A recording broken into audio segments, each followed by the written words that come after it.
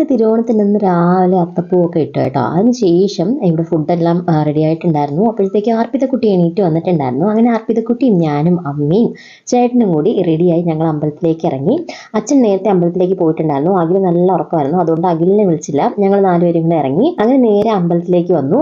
അമ്പലത്തിൽ നല്ല തിരക്കായിരുന്നു കേട്ടോ. തിരുവോണ ദിവസം ആയതുകൊണ്ടാണെന്ന് തോന്നുന്നു, നല്ല തിരക്കായിരുന്നു. അർപ്പിതക്കുട്ടിയുടെ പുതിയ ഓണക്കോടിയാണ് കേട്ടോ ഇട്ടേക്കുന്നത്. അങ്ങനെ ഞങ്ങൾ അമ്പലത്തിന്റെ അകത്ത് കയറിയിട്ട് തൊഴുതിറങ്ങിയ ശേഷം പുറത്ത് എല്ലായിടത്തും ചുറ്റി നടന്ന് തൊഴുവാനായിട്ട് ഇറങ്ങി. അർപ്പിതക്കുട്ടിക്ക് അമ്പലത്തിൽ വന്നാൽ വഞ്ചിയിൽ പൈസ ഇടാൻ ഭയങ്കര ഇഷ്ടമാണ്. അങ്ങനെ കുറേ കോയിൻസ് ഒക്കെ കൊണ്ടാണ് ഞങ്ങൾ ഇറങ്ങിയിട്ടുണ്ടായിരുന്നത്. അതിനുശേഷം ചേട്ടന്റെ മാമിയുടെ വീട്ടിലേക്ക് വന്നു.